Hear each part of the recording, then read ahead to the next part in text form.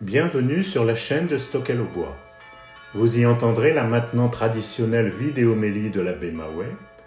Nous écouterons aussi sœur Agnès, religieuse annonciade, qui nous dira comment elle a préparé en cette période de pandémie, avec les catéchistes, les enfants au sacrement de la confirmation qu'ils vont recevoir ce week-end. Nous entendrons également le père Benjamin qui témoignera de la mission d'un frère, prêtre, franciscain, africain, curé et responsable d'une unité pastorale près de chez nous. Bonne célébration. Bonjour. Il n'est pas fréquent que le 4 octobre coïncide avec un dimanche et c'est bien le cas en cette année 2020. Vous savez que le 4 octobre, c'est aussi la fête de Saint François d'Assise et nous en parlerons bien sûr durant cette vidéomélie. Mais voici l'évangile de ce 27e dimanche du temps ordinaire, c'est dans l'évangile de Jésus-Christ selon saint Matthieu. En ce temps-là, Jésus disait aux grands prêtres et aux anciens du peuple « Écoutez cette parabole. Un homme était propriétaire d'un domaine, il planta une vigne, l'entoura d'une clôture, y creusa un pressoir et bâtit une tour de garde. Puis il loua cette vigne à des vignerons et partit en voyage. Quand arriva le temps des fruits, il envoya ses serviteurs auprès des vignerons pour se faire remettre le produit de sa vigne. Mais les vignerons se saisirent des serviteurs, frappèrent l'un, tuèrent l'autre, lapidèrent le troisième. De nouveau, le propriétaire envoya d'autres serviteurs plus nombreux que les premiers, mais on les traita de la même façon. Finalement, il leur envoya son fils en se disant « Ils respecteront mon fils ». Mais voyant le fils, les vignerons se dirent entre eux « Voici l'héritier, venez, tuons-le, nous aurons son héritage ».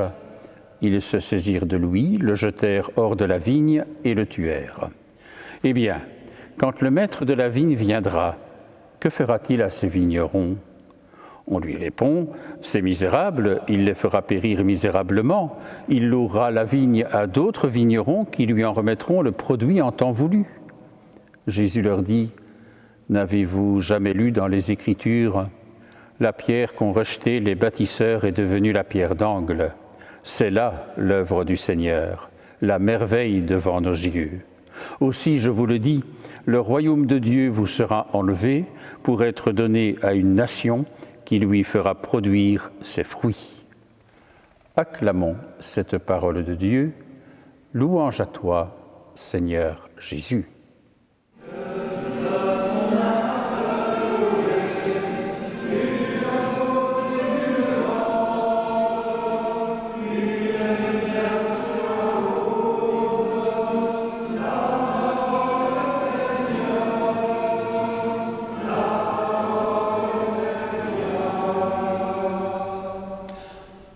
Frères et sœurs, vous l'avez remarqué, dans l'évangile de ce dimanche, il est encore question de la vigne, il est encore question d'une parabole.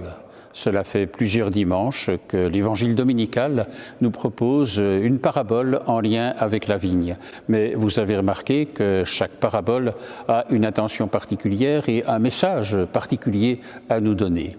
Aujourd'hui, dans la parabole qu'on appelle communément la parabole des vignerons homicides, c'est toute la relation entre Dieu et son peuple, et notamment à travers les prophètes qui ont été rejetés, et les prophètes qui ont été jusqu'à tuer les prophètes qui étaient mis sur leur route, et cela a été jusqu'à tuer le Fils, comme il est dit dans la parabole, c'est-à-dire le Christ lui-même.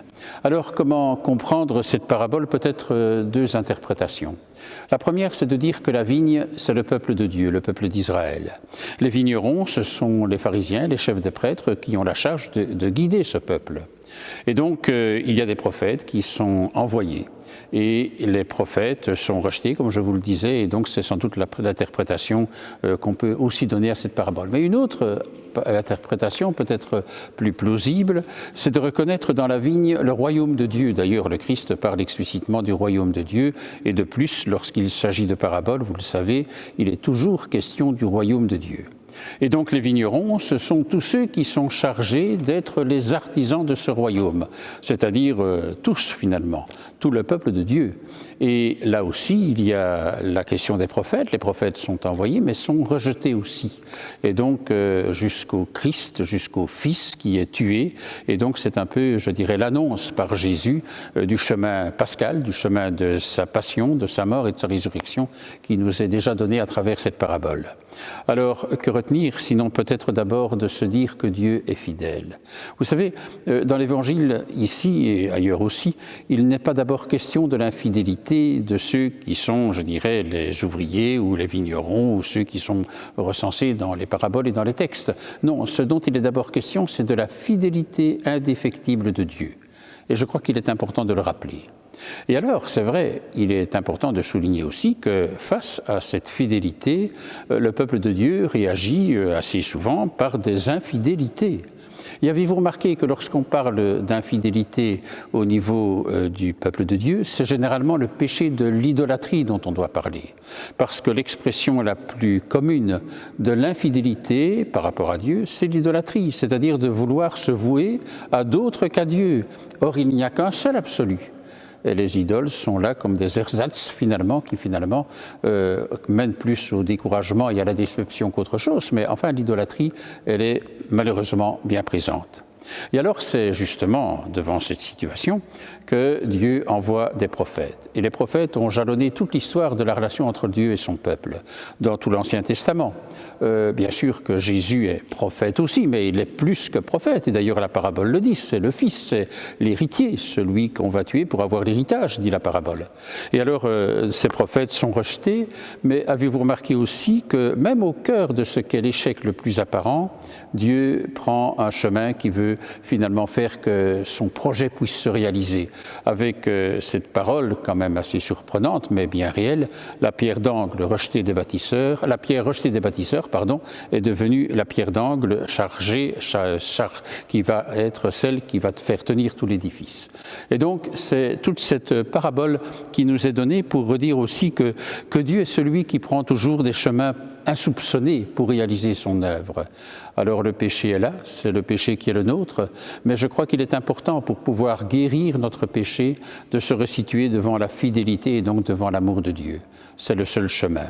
Puissions-nous retrouver cela aujourd'hui à travers ce bel évangile qui nous est proposé ce dimanche. Mais ce dimanche, je vous l'ai dit, c'est aussi la fête de Saint François d'Assise. Nous aurons dans quelques instants l'occasion d'approfondir la personnalité de Saint François d'Assise et son actualité à travers le témoignage du frère Benjamin Kabongo. Mais d'abord peut-être vous dire que dans notre église à Saint-Alix, il y a aussi la présence de François d'Assise à travers un vitrail dans le transept gauche qui est, je dirais, celui de François. Alors quand on le voit, puisqu'il y a possibilité avec la vidéo de voir l'image de ce vitrail, lorsque vous le regardez, il y a au centre, dans le vitrail du centre, je dirais, la personnalité abstraite, dite abstraitement, mais de Saint François d'Assise. Il n'y a pas de couleur, il n'y a pas de couleur. Et l'artiste, Yann Goris, qui a réalisé ce vitrail, dit souvent, c'est un peu, je dirais, la façon de dire l'humilité de François. Et puis alors on connaît François avec, je dirais, tout son amour de la création.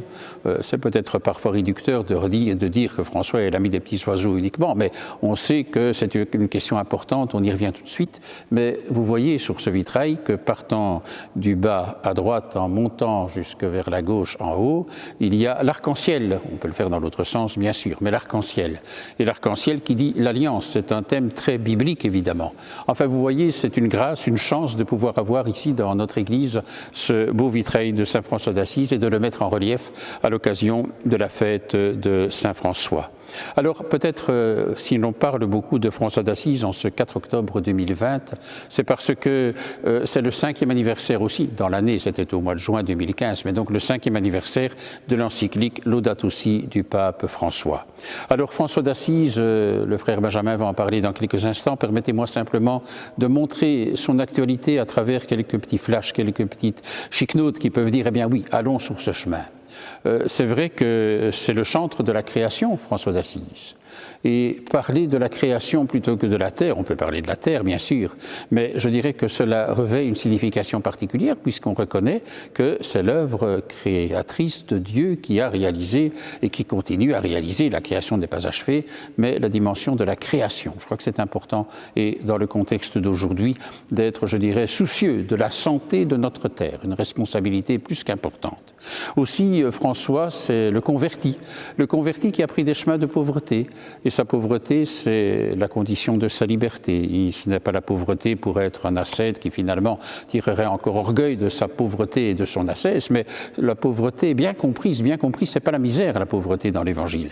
C'est véritablement reconnaître la liberté qui devient possible parce qu'on n'est plus en état de possession.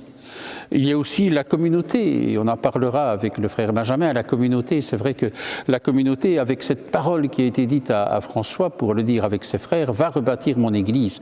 Une parole forte et qui garde toute son actualité, bâtir l'Église en notre temps. Et enfin, je dirais, c'est son ouverture avec l'islam, et on connaît la rencontre de François avec le sultan, avec aussi, je dirais, le baiser aux lépreux, et donc il avait cette proximité avec les plus petits. Ça ne l'empêchait pas d'écrire au pape et de rencontrer, enfin de voir des écrits qu'il adressait au pape. Donc une ouverture vraiment qui est celle du véritable mot catholique universel.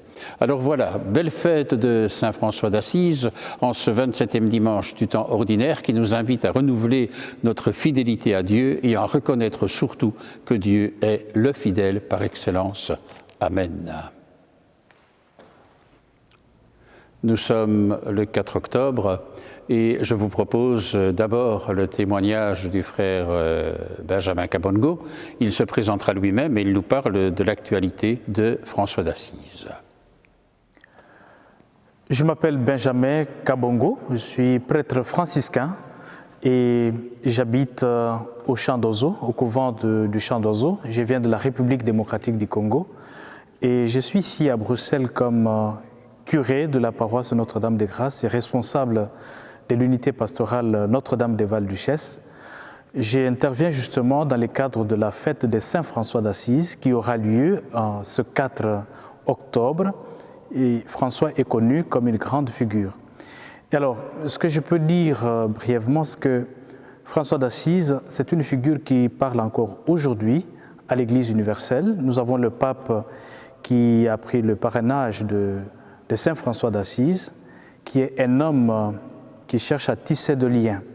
Et dans ma mission comme religieux franciscain engagé dans la pastorale de l'Église locale, c'est justement ce que j'essaie de faire, tisser le lien. Il me semble qu'un maître mot de François d'Assise, c'est la fraternité. Et d'ailleurs, d'ici le 3 octobre, le pape François signera une encyclique, Fratelli Tutti, donc tous frères, justement pour nous rappeler cette dimension de la vie fraternelle.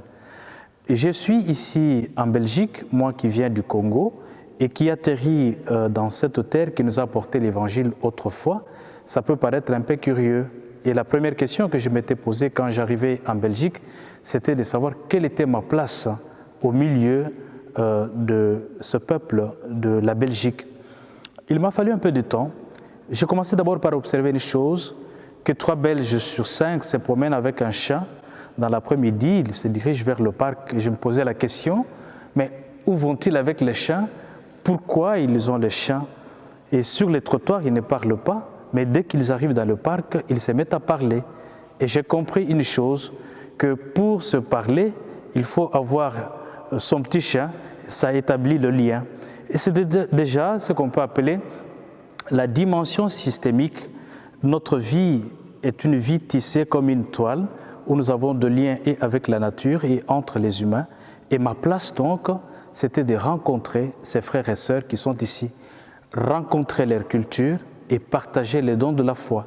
Et je crois qu'au cœur de la vie de François d'Assise, il y a cette dimension de la rencontre fraternelle, parce que l'Évangile, c'est d'abord un message qui nous fait rencontrer et découvrir comme enfants de même Père. Si nous sommes enfants de même Père, c'est que nous sommes frères et sœurs. Donc c'est très évangélique le message de François qui nous rejoint.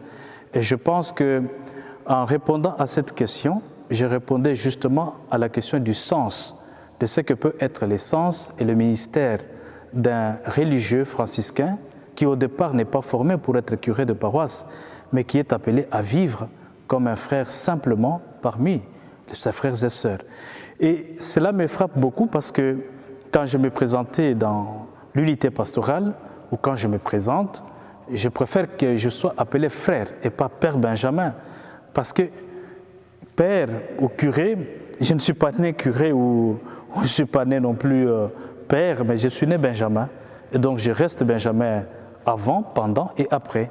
C'est un peu pour donner le sens et le résumé de ma mission, de ma présence comme religieux franciscain dans la pastorale de l'église locale de Bruxelles. Merci, frère Benjamin.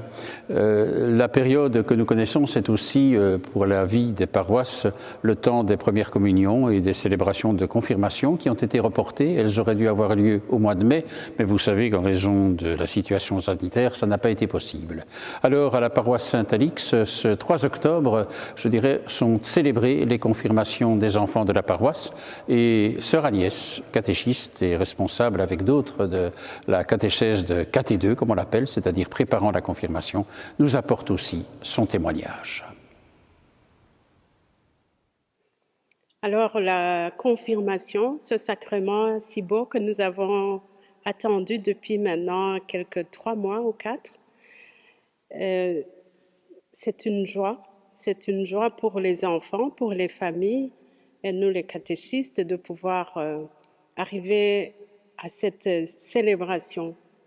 Nous l'avons préparé, ça fait la 2e année que nous venons de terminer, où les enfants sont entraînés un peu à entrer vraiment, faire partie de la famille chrétienne, de l'Église, parce que, comme on leur explique dès le départ, c'est l'étape définie très importante de dire sa foi personnellement, parce qu'au baptême, ils sont entrés dans la famille de l'Église par la volonté des parents, des adultes.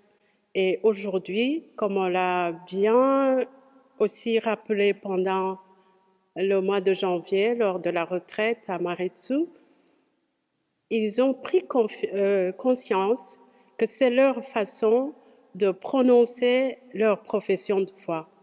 Et c'est cette étape où l'Esprit Saint vient les remplir de ses dons, d'appartenir vraiment à cette famille et à vraiment suivre Jésus qui est le Fils du Père, qui nous a révélé l'amour infini qui réside dans sa famille. Sa famille s'appelle la Trinité. Je me rappelle le Père François de Lire qui a prêché la retraite, leur demandait de prendre conscience du signe de la croix.